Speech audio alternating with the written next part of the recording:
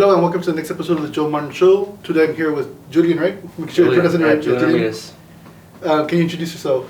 My name is Julian Ramirez. Nice to meet you. I'm a Valley native, owner of Indigo Sound Co. That's where we're at right now.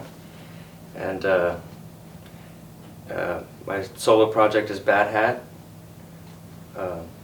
That's about it. I'm a musician, producer. Yeah, a man of many different talents. Yeah. Master of none, but I'm pretty good at a lot of stuff. Pretty good. Yeah. So how did all of this happen? Like from the studio to the open mics, and you do so much stuff here. How did this all start? I guess it all started really because of my dad's, want to be a rock star when he was growing up, and he was born left-handed, and back then it was kind of taboo to be left-handed, so he was forced to write with his right hand. It kind of threw off his coordination and stuff, so he was never able to really get into the music. And then when I was born, he started throwing instruments at me and see if it would take, and it took. There was always a piano in the house, and then drum set at 6 years old. My mom loved that. Of course. Then the guitars came along, and then it just evolved into this, musical world for me. And I started surrounding myself with more gear, more instruments. And yeah, I took to it at a very young age, and it just kept on going, and I guess kind of spiraled out of control. I know, there's a lot of stuff here. When your parents ask, "Where's all your money at?" This.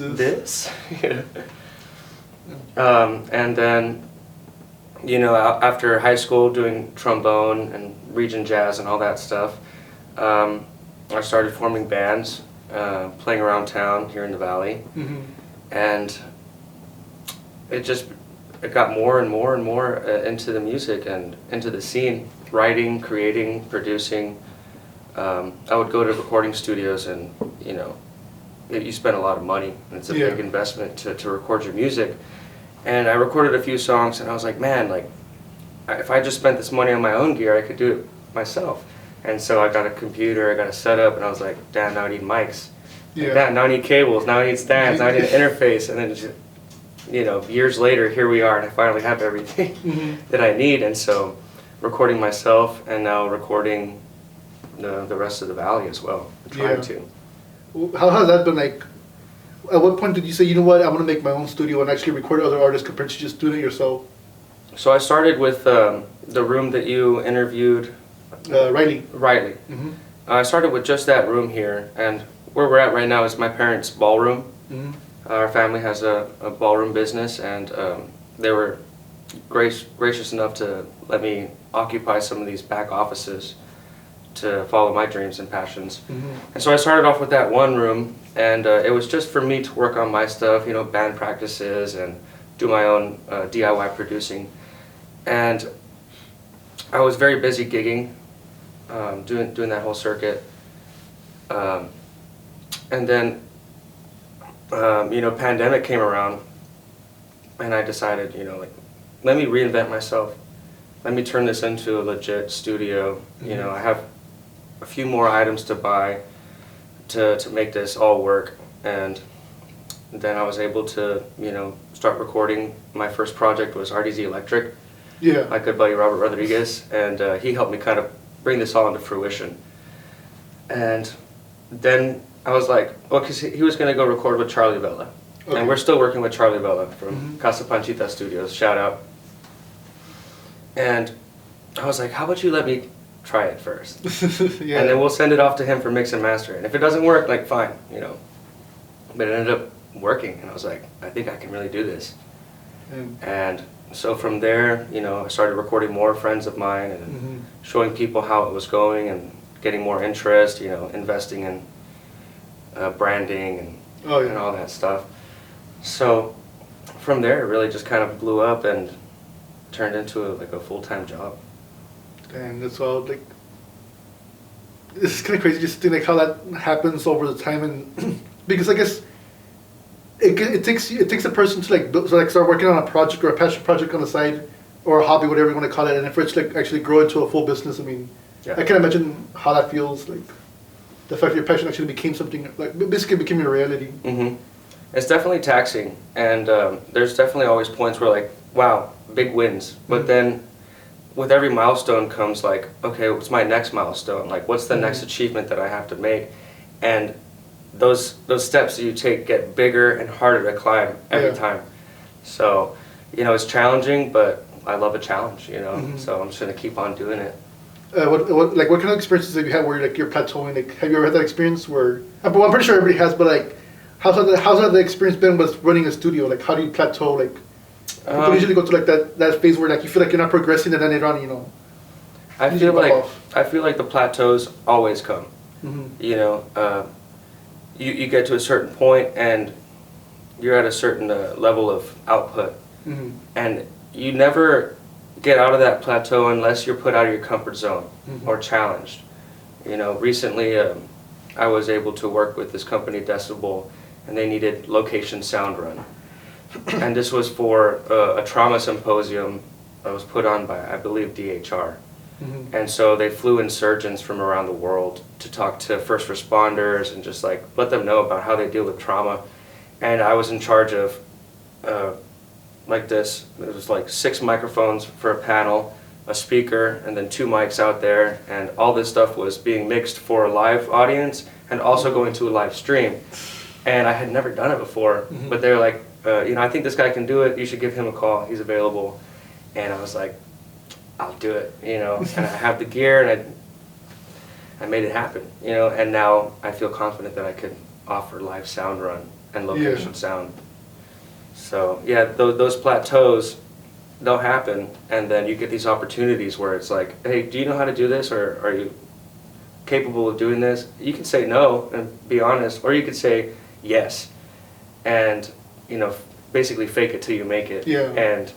and try your best, and then learn a new skill set and level up. How do you know the difference between taking the risk and not taking the risk? Because there's been times where certain opportunities would be given to me, and I'm like, I'm not sure. Like, I feel like I can do it, but I'm not too sure because like, what if I fuck up and then like it could ruin like my reputation, or it could ruin like anything, and it could just like I guess pull me back and not feel as confident. Like, Right. how do you know like when to just take the jump? I would just say always say yes. If the opportunity calls for it, always say yes, because I have messed up. But those mess ups are not irreparable. Mhm. You can always come back from it, and you learn from all those mistakes. Yeah. You're constantly learning from these mistakes, and if you don't challenge yourself, then the risk, there's no reward after that if you don't take the risk. So Which was your first, I guess, big risk or like big opportunity that came to where you're like, oh shit, this is something big. You know it's big, but like you weren't too sure at the time. honestly, I've always felt very confident Mhm. in my endeavors, especially because I know exactly what I want to do.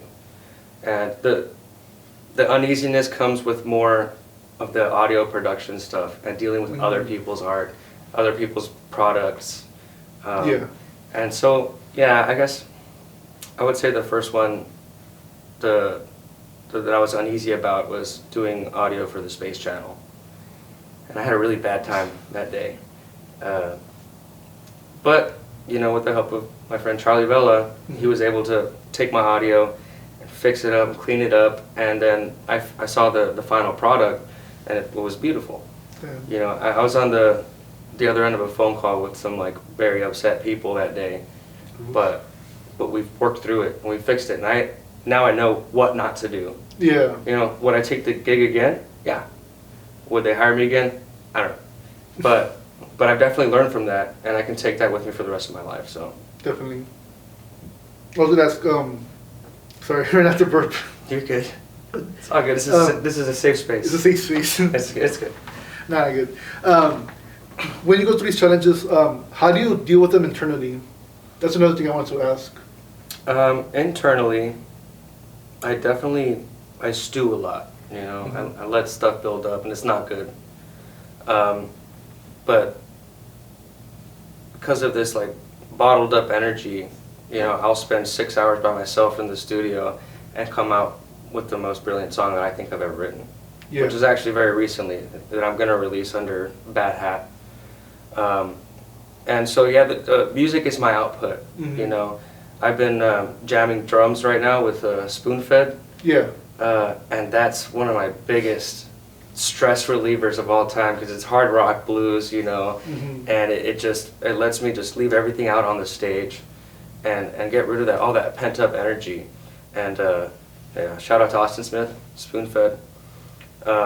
But yeah, with the Bad Hat project and the music, it's definitely my emotional outlet. And I'm kind of sitting on a lot of music right now. My dad's always like, hey, where's your music? Release it. Yeah. And going back to like, I just saw the special by Ari Shafir, Jew, and he was talking about when God created the world. It was 7 days. He was like, why the time crunch? Why 7 days? You literally have nobody waiting for you to do this. Take your time. And so I just want everything to be perfect when I release it, because I can only release it once. And so I think just with like the studio and how long it's taken me to put all this together, my music's finally, where I want it to be. The sound, I've got it to the point where I'm like, okay, this is it. This is Bad Hat. And speaking of Bad Hat, I've got a little gift for you. Oh, for reals? Yes, sir. Fresh off the press. Oh, wow. Nice. Yeah. So this is the original print of the Bad Hat shirts, and I only have like maybe 10 left. And I'm not going to print any like this anymore for the foreseeable future. It's going to be like a different design coming up. But how did you come up with, well, I guess we could move to that topic. How did you come up with Bad Hat? This is actually a funny story. A lot of shout outs in this podcast because it's I'm very community based. Like I have a lot of musician friends down here, and I love playing with different bands and sitting in, But my friend Chris Castro was playing one night, and they let me sit in with them. And I was getting drunk over there at Skindu, watching them. He was like, I'm starting an original project, and I need a name. And so I went around the whole bar, and I was just like, 5 seconds, random band name. And I got some terrible ones, I got some interesting ones. I was like, oh, that's kind of cool. And I just compiled this big old list of interesting band names. And I guess while I was doing this, like, the juices were flowing creatively. And our friend Danny Rodriguez, he always wears this freaking awesome hat. And he walked out, and I was like, dude, that's a bad hat. And he was like, thank you, man. And I was like, bad hat, bad hat. I was like, so I wrote it down, and I showed Chris. I was like, you should name your band Bad Hat. And he was like, And he ended up going on to name his band Chris Castro and the Drop Dead Frets, which is a beautiful name. But I was like, trying to think of how to brand my music when it started, coming out. And I was like, well, nobody used the name Bad Hat. I think I'm going to use that name. And I love wearing hats. Okay. I'm a big hat guy. I'd be wearing one right now if it wasn't for the headphones. But yeah, that's how that name came out. Just from a drunken night at Skindu in Mission. Damn. And how did you like settle on your sound for the band? Oh, I haven't yet. Oh, you haven't? And that's an interesting question, because I haven't been able to settle on one type of music and one type of sound. And so my plan to deal with that, and kind of genre bend as an artist, is by doing what I want to coin, and this is the first time I'm saying it publicly. It's just something that I kind of want to invent, or just coin the term, the MP. You have your EP, you have the LP, and that's like EP's like 5-6 songs, LP's like an album, and then there's a single, but there's nothing in between the single and the EP. So I want to introduce the MP, which is a microplay, and they're like 3-song banks. And for my first set of 4 MPs, it's going to be 3-song banks of the first 3 are water, so it's aqua. And they're very like wavy, synthetic, electronic based, and then the next 3 are going to be terra, for earth. And so I'm going to do acoustic guitar, cajon, just really earth vibes. And then it's going to be eros, which I'm not going to tell you all my secrets yet. And then definitely keep some secrets. And then ignis, which is fire. So that's going to be pretty rocky and full band sound. And because I love each and every one of them, and I've been a part of so many different styles of music. Like I was in salsa band and jazz band, in high school and college. I had a ska band, reggae band when I was, just graduating college, and now I'm doing like some more rock and getting a little more folky with it too. but there's just not one place for me. The same way that I can't settle on one instrument, I can't settle on one genre or style. So Yeah. I guess that's my sound. It's just everything. Everything. You know, except for like banda. I probably will never play banda. Nothing wrong with it, but it's Yeah. just, that's just not me. Something's so different. Yeah. So then, how would you market yourself since you wouldn't really settle down on a genre? It'll be hard. It's something that I'm still kind of workshopping and thinking about. But I think what it was going to end up happening is, no matter how the songs sound on the album, they might sound completely different live. It's going to be the same chord changes, the same melodies, and the same lyrics. But what was an electronic track might be a full band, all of them one night. Or what was a full band track might be me looping and me launching tracks if I'm by myself on stage and just focus on the imagery of the show. You know, so that's something that I'm still working on and workshopping, you know, trying to set up the team. I really think that what I want is just me on stage, changing instruments, and one guy in the back launching my light show, and launching the cues that are pre-recorded by me for the parts that I'm not able to play because my hands are on another instrument. You know? Yeah. So kind of do like a one-man show type thing. But then when there's a bigger budget for it, hire the whole fucking band. Yeah. You know, when I'm headlining ACL, hopefully, hire the whole fucking band, you know.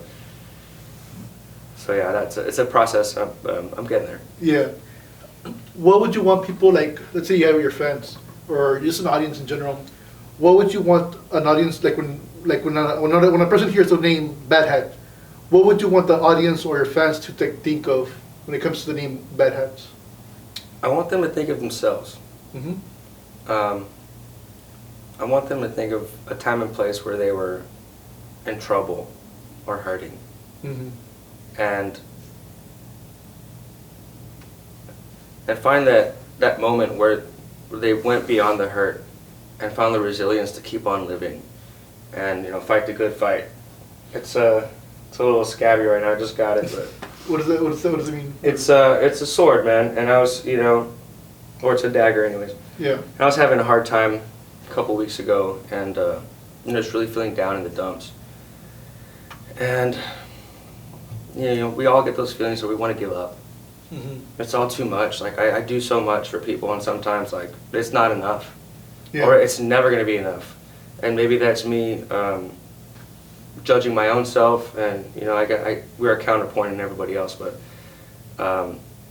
it's a reminder to not give up, to fight the good fight. You know, if life was easy, art would suck. Oh yeah. You know. So that's what I want them to feel when they hear Bad Hat. I want them to feel that feeling of like never give up. Like let's just keep going. Let's keep like fighting. Based in a nutshell. Yeah. No, it's admirable. 'Cause I think that needs to be said more often. Where I guess like most of the bands I watch, you know, it's to watch have a fun show where, and I guess it never gets to like a deeper meaning like, oh, let me continue striving or. Right. Yeah. The fun show, I want that to be attached to it.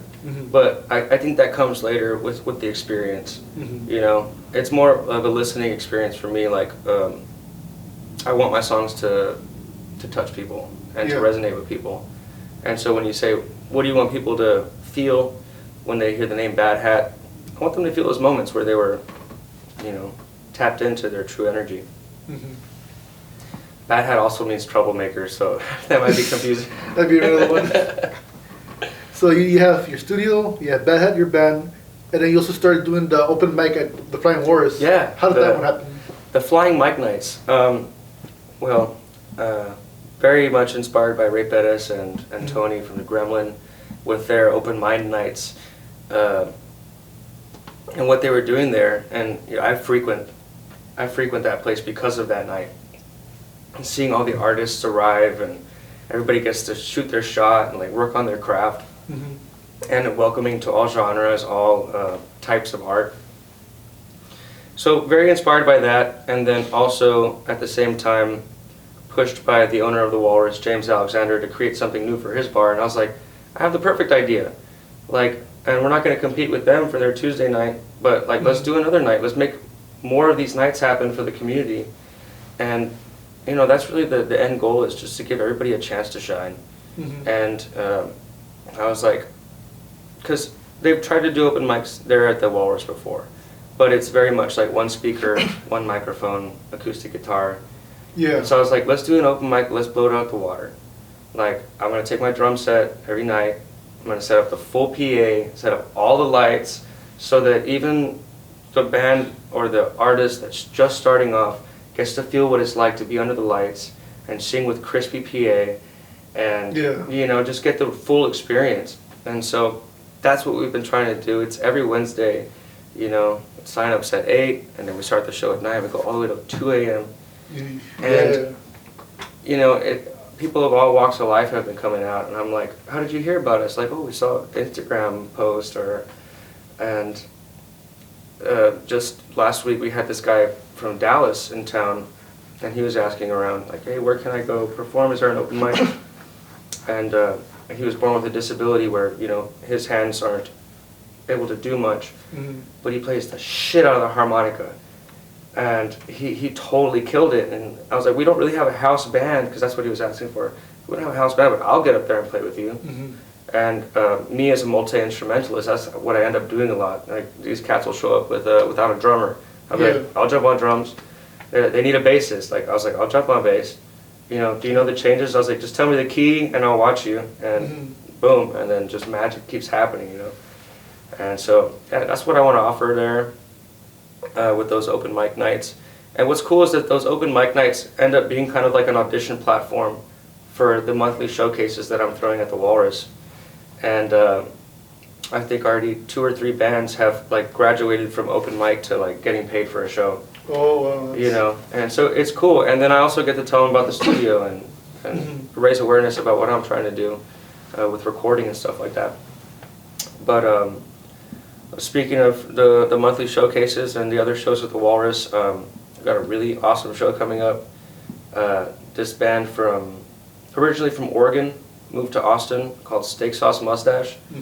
They reached out to a friend of mine. They said, hey, like, we kind of want to play at that bar Walrus, or, you know, who should we talk to?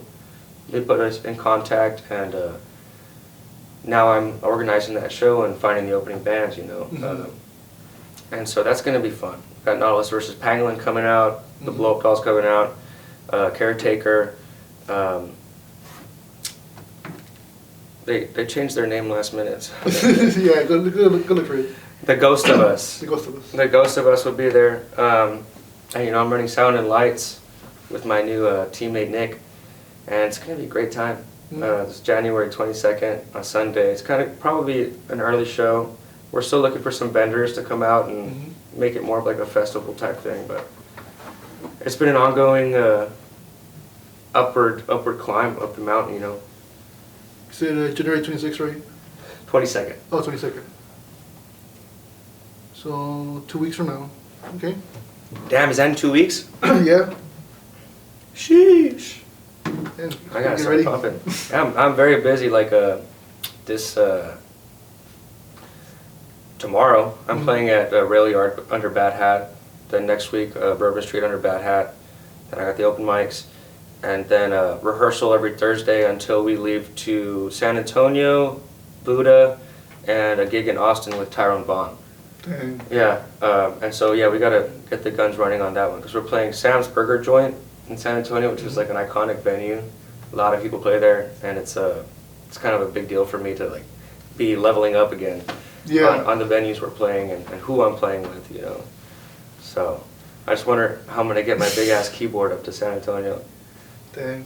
So well, another question on the topic of the open mic. How do you run your open mics? Because I think every host has their own way of managing the show. How do you like run the open mic at Flying Walrus? The people that show up, and when they show up, kind of tells me how to run it. It's kind of like different every time, but you know, it's a pretty basic format. It's sign up sheet, and you have to watch and make sure like not too many people signed up. You have to cap it at a certain point if you're running out of time and somebody signed up and they're waiting for the rest of the night and they don't get to play. That's the last thing I want to happen. Yeah. So what I want to make sure is that everybody gets a chance if they show up on time. You know, it's first come, first serve. Yeah. And then what I've been trying to do weekly is have a feature act. and so they'll get to play like 30 minutes. But bands and musicians, I usually give them 3 songs. If it's a slower night, I'll let them stretch the set. Comedians can get like 5 minutes. We've had a magician come. He also goes to the Gremlin. Oh yeah, he's so funny. And the first night, dude, my first open mic night, he showed up, and he asked the audience if he could borrow a pen. Yeah. And I had just bought those the S gels. Oh yeah. The badass pen that fucking skates like Christy Yamaguchi on ice. And I was so proud of them, and I'll never buy a badass pen for a public event like that because they just get snatched up. Oh, yeah. I just use bar pens now, like I don't want this shit. But he asked me to borrow the pen, and then I saw him throw it in his magic bag. And I guess it disappeared because I was like, hey, can I get my pen back? He was like, what pen? And so forever lived the saga of my missing pen and the magician. Like, he actually made it disappear, so my hat's off to him. Yeah. No, I knew immediately who you talked about because, like, everybody goes to, like... She! Yeah. Joe, his name's Joe. Joe Rodriguez. Joe Rodriguez, Yeah. That happens, so, like, it's become, like a meme at this point with the music community. Like, people who go to... She! He's a good entertainer, man. No, yeah, he's great. I was wondering, like, do you like, so it's just for, like, automatically first come, first serve, or do you, like, manage it different ways? Because the way I noticed with Ray is that he tries to, like, let's say there's a lot of musicians, he tries to, like, find, like, other acts in between, like, comedians, poets. Yeah. Or do you... I like his system because he does make time for the new signups. But I guess people that he knows are going to be there, they'll already be on the list, and he'll say, like, okay, it's not necessarily the order, right? Yeah. You're on the list. And he'll call you up, and I think that's good for business because it makes people stick around longer. And he kind of gets to curate his night to where it's not like comedian. Yeah. It's not acoustic, and he gets to kind of say, like, okay, I'm gonna put this comedian here, acoustic artist here, band, and switch it up like that. And he's been doing it forever. I've known this guy, I don't know, probably 7, 8 years since he was doing them at Yerba Maria. Oh, okay. So he's really kind of perfected his formula. And that's something that I think will come with more time for me at our Flying Mic nights. So what is your formula? Is it just first come, first serve, or you have a different way of doing it? First come, first serve, and then just talking to the sign-ups and saying, like, hey, is it cool if I switch you with this person so that we don't have, too much of this in a row? Or telling the comedian, I think you'd be great after this act because it's not like big old heavy band and then a comedian. Like, it could go acoustic, comedian, then big heavy band, and just working it out with the crowd that shows up. Yeah. It's kind of like, I'm just feeling it out at this point. And last night was our 13th one. Yeah. Which is kind of a lot, but, Ray's probably got thousands under his belt. What have you learned doing the open mics about people? There's so much talent down here. There's so much, like, raw, like, unbridled, undiscovered talent that... and I think that's goes for the whole valley. Even the bands that aren't open micing and they're performing, like, I feel like the valley's very overlooked. We were talking about it before. It's like San Antonio, Austin, Dallas. Yeah. All those places are, even though they're spread out, they're kind of connected. And there's something about that checkpoint that just divides us from the rest of the state. And the drive home from Austin, it's like, road hypnosis, and then you see Fell Furious, and you're like, yeah, I'm almost home, and no, you're not. There's still another hour and a half. And so, yeah, I do feel like we're very cut off from the rest of Texas, the rest of the U.S., and also cut off from Mexico in some senses. Like, we're kind of like this weird little, like, bubble, this weird bubble, this weird, like, territory that is surrounded by borders, and I just feel like there's so much more that we could do to shine the spotlight on the people down here. The art, the visual artists, the painters, the poets, the comedians, the musicians. And that's, as physically taxing as doing all this stuff is, that's what makes me wake up every day and keep going, because I want to be heard. And if I want to be heard, like, I want all these other people to be heard too. And so that's what I've discovered is, like, this open mic night has actually caused me to have more drive to make this stuff happen. Why do you think this happens? Because there's a couple of the musicians who do make it, like, mainstream, like Freddie Fender. People know who they are, like who he is. Freddie Fender, what's his name? Valente Rodriguez. Yeah. Yeah. Ramon Ayala's kind of now. Ramon Ayala, yeah. We have like pops here and there, people who just kind of like break through, and it's like I think it's like right time, right place, right work ethic type stuff. Whereas like if you're in LA, you're always in the right place. Mm-hmm. You know, if you're in New York, you're always in the right place because there's a lot of movers and shakers up there. And I don't know, I just feel like maybe more talent scouts should come down here. Definitely. I don't know what it is or how it happened for these guys that have broke through, but that's an interesting question that I will probably meditate on and might answer some of my questions. Yeah, about because I'm most curious about like how does that happen, because obviously there is a lot of talent here, but like for it to like actually pop off, it's right. How? To pop off and make it big, yeah. I don't know. So like, you know, scientists say ad nauseum. We could think about it until we get nauseous and throw up. Yeah. Because it happened with areas like Seattle, like where it just popped off because like certain grunge bands became big, and then right. people were like, okay, let's pay attention to this area because there might be the next Nirvana, the next whoever. Right. Yeah. So like, why don't people say, oh, there could be the next Freddie Fender coming out of the valley? Like, why don't they have their eyes on us? Mm-hmm. And we live in a world where there's no reason that eyes shouldn't be on us because everybody's connected now, you know, through the web. Yeah, I think that might be the next big thing, where there's certain artists I know that are from the valley. They don't really perform much because their music is kind of, their genre's so different, because when it comes to venues, it's mostly like rock, alternative, like most of the venues here, you know, they have their own genre, but like there's people who do like electronic music, or like, I guess more music like, I guess I would say, how would I say it? I guess it would either be pop, electronic, or anything like that, something that's different. They don't really have a venue to play here, so like I know one guy who has been doing most of his music on TikTok. Mm-hmm. So most of his audience is not even from the valley, it's out of state. Texans are huge in Spain. You know, people in Spain love Texas blues right now. Tyrone Bond plays there all the time. He just actually did a little, like 3-week tour in Spain. They love us in Argentina and Brazil. And I think just people down here may not realize how good they have it with the art that we put out there. But I lost my train of thought. What were you just talking about? No, we're talking about like that. I guess like how people from the valley or whatever has to get like audiences from other areas, not like from here, because no one's really paying attention. Not even people from here are paying attention to our own artists. This is what I was going to say. Yeah. That the art down here and the places for the art have to diversify the platform. Because right now, you know, bless their hearts, some of the most hardest working people I know, cover bands. Yeah. And I was doing that for the longest time. And it's fun, it's rewarding, and it teaches you a lot. You know, it teaches you what good songs are made of. And I wouldn't be the musician I am today without these cover bands and how I've been a part of them.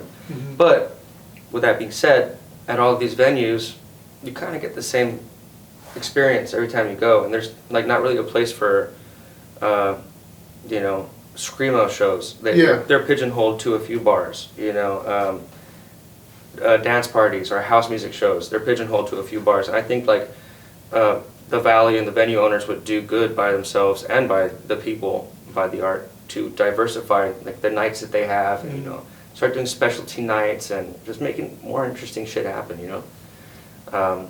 It would definitely be an opportunity for all of us performers to break away from our comfort zones and the comfort zone of the art that's expected from down here. And you know, maybe like more people will show up.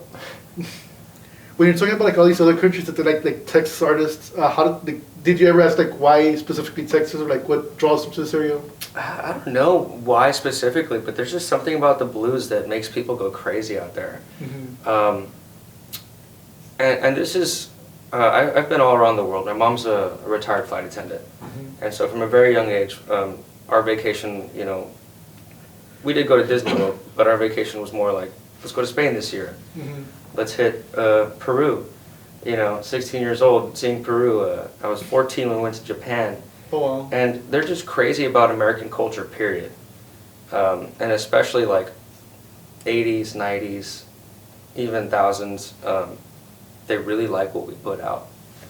And you'll go over there expecting to hear some like other countries' music, and then on the street they're playing Hotel California, and I'm like, what? But yeah. When I went to Amsterdam, like a year before pandemic, I took my little Journey Instruments travel guitar. The neck like gets undone and it fits in an overhead compartment. Oh, wow. And I had been playing here locally like every Wednesday at Bourbon Street Bar and Grill. And I flew all the way to Amsterdam, and I was like looking for an open mic night, and I found an open mic night. What was the place called? Fucking Bourbon Street. I flew all the way to Amsterdam to play Bourbon Street, but they had a house band, and the leader of the house band, he's the bassist, he's from Argentina, and he's an expat that lives there. And so they have their house band, and they'll let like one performer sit in with the band, and then they'll take a little break and find out who signed up and what they play.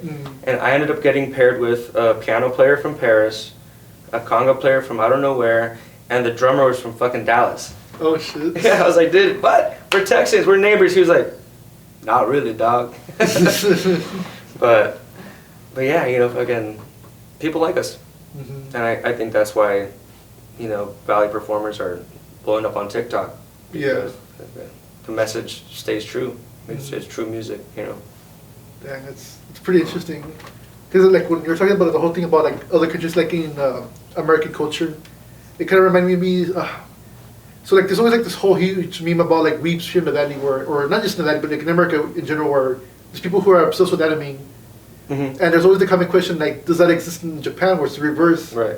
And yeah, there is. There's people who are like Japanese natives, but they really love American culture to like an obsession where it's kind of like how the weeps here are obsessed with Japanese culture. It's the other way around. I'm like, oh shit, so that does exist. Have you seen that there's like a underground cholo culture in Japan? I didn't know that. That they do the slick back hair, the curly Q, the thick eyeliner, like huge Latin culture, like underground in Japan. They wear the baggy jeans and like the SPM flannel and the beanie. Yeah, there's like a subculture there for, and that's interesting that you say that because yeah, we definitely do have a subculture of anime mega fans down here.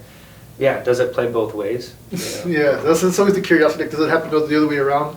Because I saw one where like they were like obsessed with like Western culture, so they listen to country music, they listen to all these like Western movies, you know, like The Good, the Bad, and the Ugly. Well, it's more Italian, but you know, spaghetti westerns. But still.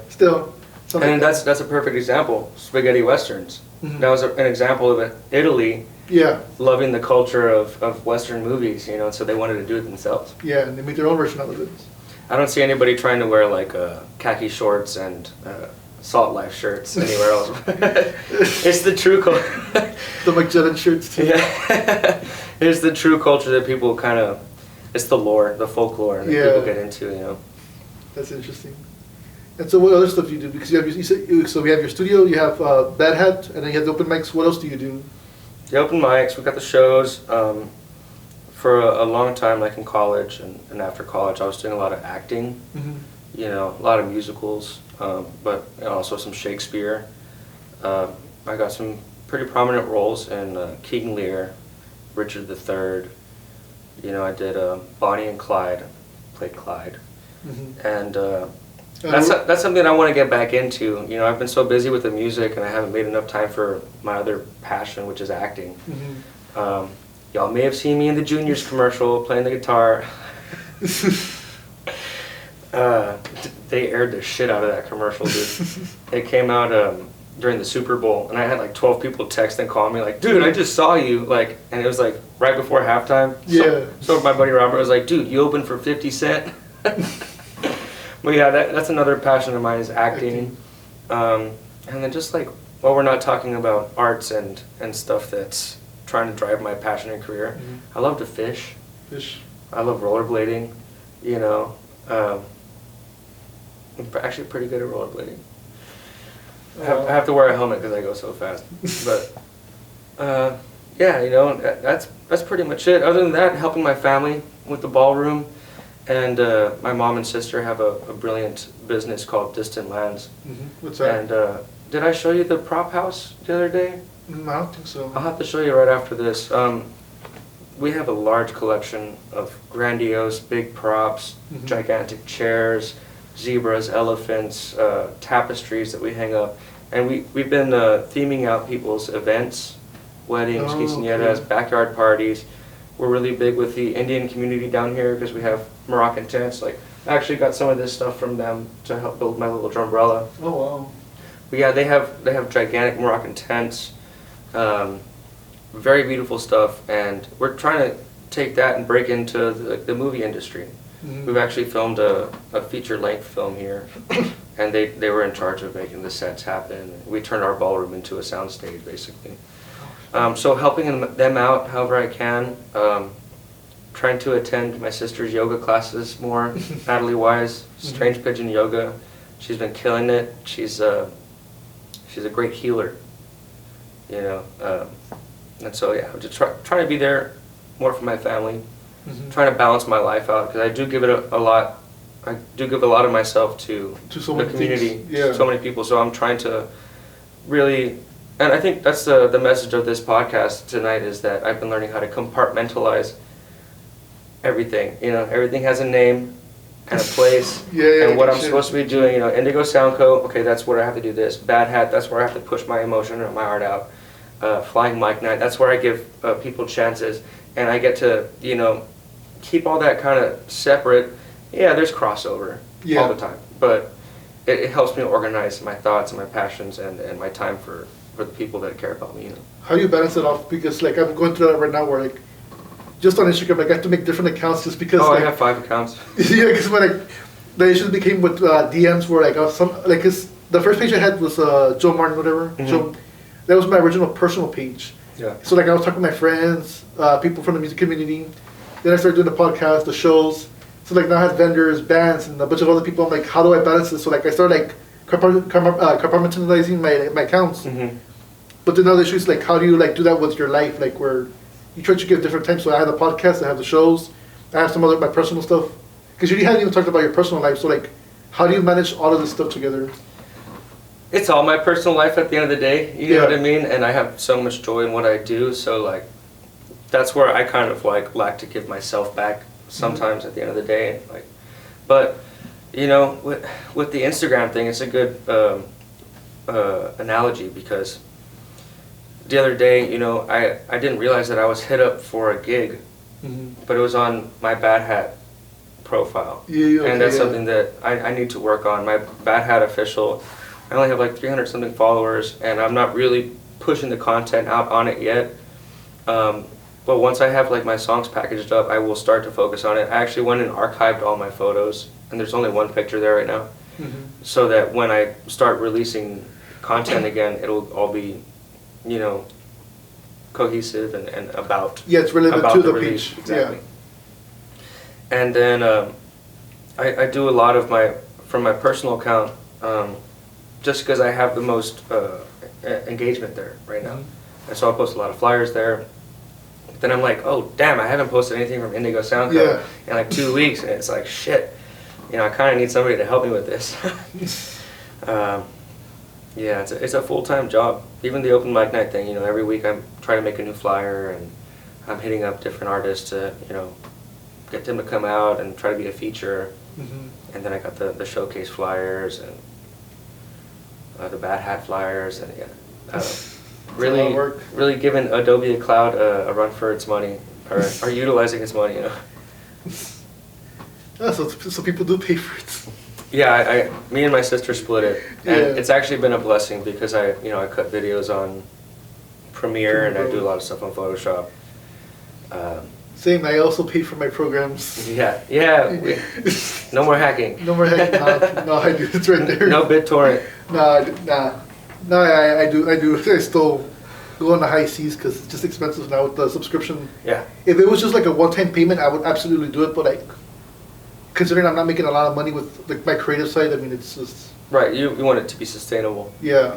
Yeah. Ableton's, you know, like $700.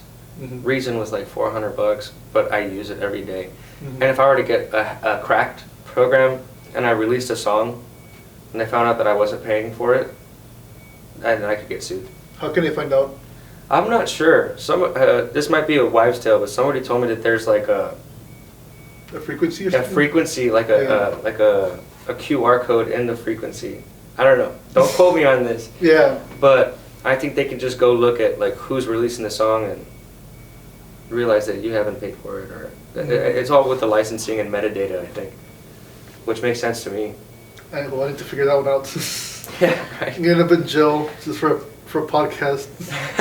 Not this one, I hope. Yeah, because I heard the same thing where like that YouTube works a similar way where YouTube like finds a certain like frequency, so like that's how I can like tag the different videos.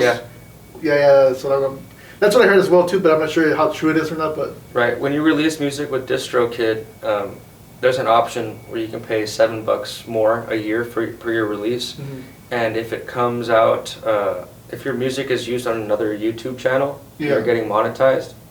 The program, the algorithm will scan everything and find that, demonetize them, and send the money to you. Yeah. And so it's like the way Shazam works. You know, it's reading those files. Damn. To me, it gets kind of creepy at sometimes because I'm like, how does it figure out everything? Like, I don't know. Man, and with AI coming out, it's going to be even crazier.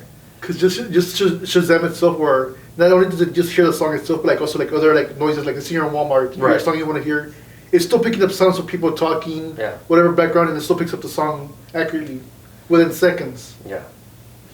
And it's like, what are they listening to? Yeah. What else are they listening to? No, it's crazy stuff. So I guess we're running up on time because I don't want to take too much of your time either. Oh, that's all good, man. I think we covered all the basics, man. Yeah. And you're welcome back here anytime if you want to do any more podcasts here with any of your other interested artists. Thank you for having me on the podcast, man. Do you want to do like any other plugs? Just to reiterate the stuff you have going on? Right, just Flying Mic Nights at the Flying Walrus every Wednesday. You can find my studio on Instagram, Indigo Sound Co. And my website is indigosound.co. If you guys have any questions regarding recording or production, my email is info@indigosound.co. Bad Hat music coming out soon, very soon, hopefully like by February, late February, we're going to have some stuff to listen to. And you can find me at Bad Hat Official on Instagram as well. I think that's about it. That's about it. I appreciate you doing this. So the last question I usually ask my guest is, what's your favorite part of the podcast? My favorite part of the podcast? That's a hard one, dude. Do they usually just like have a boom and answer? Sometimes people take a while. Some people. My favorite part of the podcast,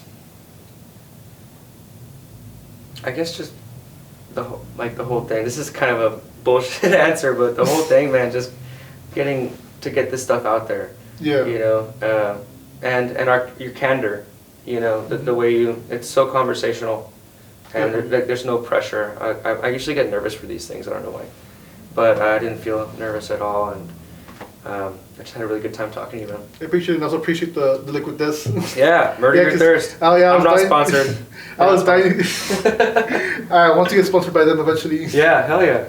Yeah, no, just because I was dying because I came straight from work. I went to my house, picked up all the equipment. Like, you know what? It takes like 30 minutes to get here, so I didn't have a chance to like drink water or like eat food. So I'm like, you know what? Let's just do it. So well, the moment you said, I got like, more in the fridge for you. Yeah, the moment you said like I had liquid this, I'm like, okay, we're good. Cheers, man. Yeah, cheers. To murdering your thirst. So thank you guys for watching, and I'll see you in the next episode.